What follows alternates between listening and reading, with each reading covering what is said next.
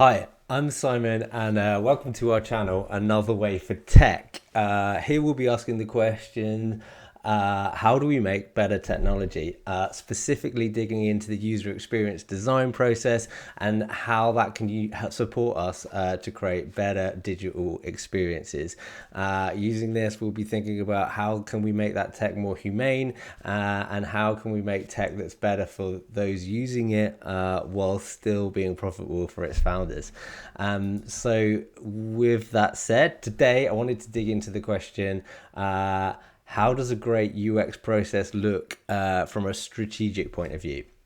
So I think there's like six key processes. I mean, from my perspective, this is what I use with my clients. This kind of seems to work and is getting results. So those six things are a goal, uh, defined process, business commitment, team-wide commitment, time for analysis, and then clear actions. So let me just dig into each of those. So like having a goal, so important. And like I am a firm believer that design has like serious power and can like improve the planet without a question. I mean, it already has. Wherever you look, you can kind of see examples of that.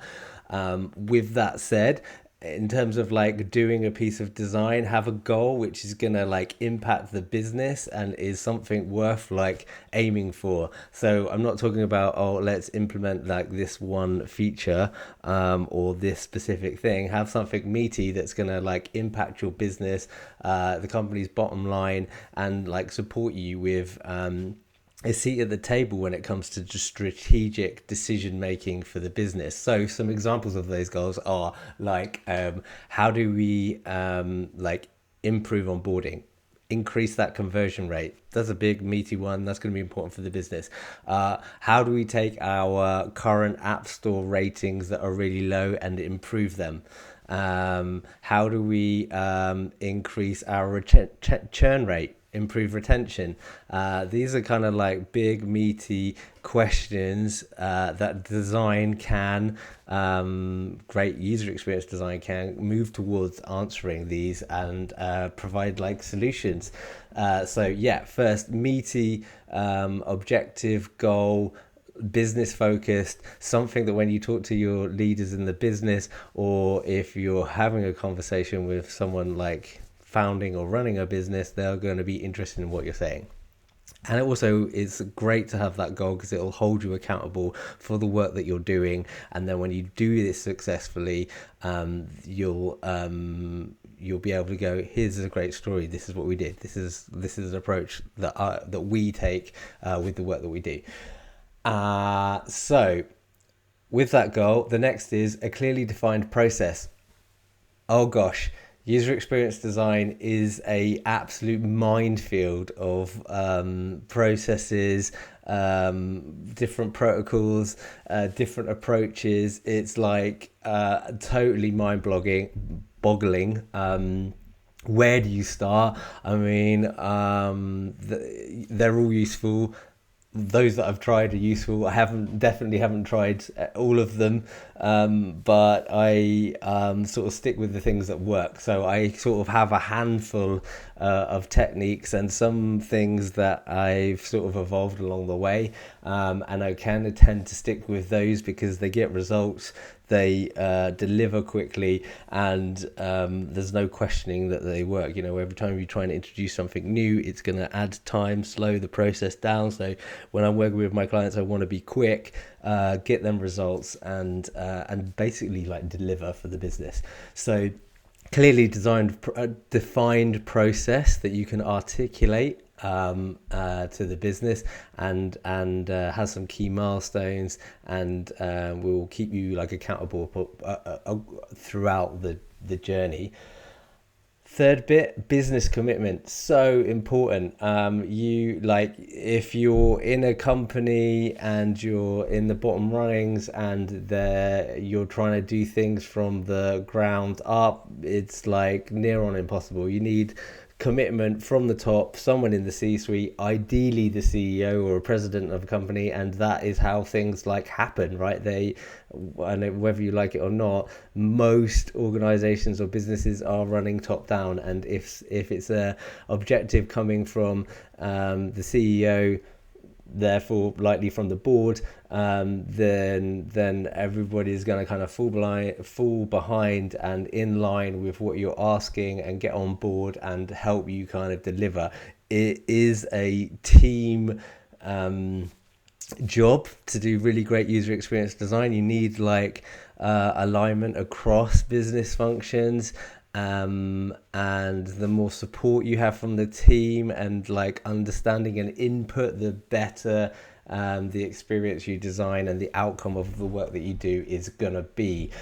So business commitment from the top will help you overcome any hurdles that you might come across during that journey, and there often are many. So with the business commitment, the second is team-wide commitment. You're probably going to have like a few key core members supporting you with what you're doing. If you're kind of working contractually or on a freelance basis, like I will with other businesses, then I will have some key kind of reference points, people that are supporting me on my journey, and then they'll be able to sort of talk out to the other parts of the business and support you with kind of what you're doing, and that team needs to be held quite tightly. We need to be sharing and managing that and the journey and the process that you're going through quite tightly to get them on board. And you know, when you get a team on board and people are behind you and they're kind of sitting in on sessions with users and stuff, like it's mind-blowing how much quicker things can move when everybody has an understanding of what's happening, why the decisions are being made, you know, and what's important, what's not important. People internally, when they aren't necessarily reaching out to their users, have a very obscure take on what's important for like fixing the experience or design.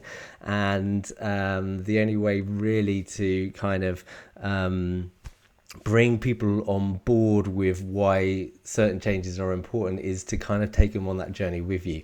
And I've always found whenever I've done that, it's sort of returned huge rewards, not just for me in getting the job done, but also for those involved in the process. So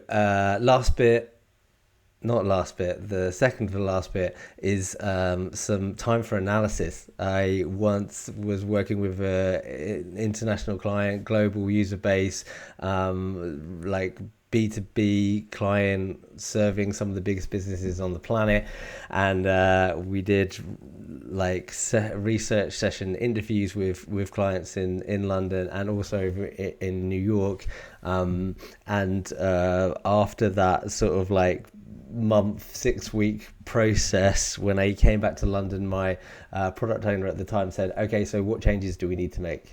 I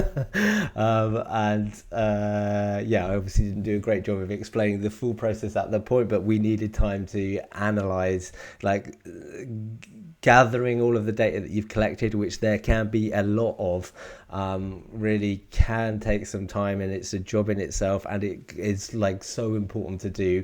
You can't like sort of jump over that task. So that like part of analyzing the data, specifically the qualitative data that you would have gathered from interviews, is so important, and you need some solid time to do that. Last bit is clear actions. Okay, what are the takeaways from all of this like work that you've done and the research and the analysis, and then that should sort of lead you into an approach with your roadmap flow, like what's important features to have, what are less so important, what are the key things that people are struggling with that need attacking first, and what have you kind of gathered, and how is that going to move you forward. And you know, you need, each time you do a round of this, you need to be feeding back to the business, your business owner, your employer, your CEO, the client that you're working with, and give them like clear actions from the stuff that you've done. And that's how you'll get buy-in, return customer and ultimately get results from the user experience design that you're doing. That's a very quick, high-level view of what a good UX process might look like strategically. Hopefully that's helpful. If you like this, please like the video. Give us a quick thumbs up, it's much appreciated. If you would like more content like this, please subscribe to our channel. And if you've got any questions or thoughts on this topic, please comment below. And most importantly, a question we should all be asking ourselves: how can we make better technology, better to achieve our business objectives, and better and more humane for those of us that are using it? Cool. Have a great day. Thanks all. Cheers. Bye.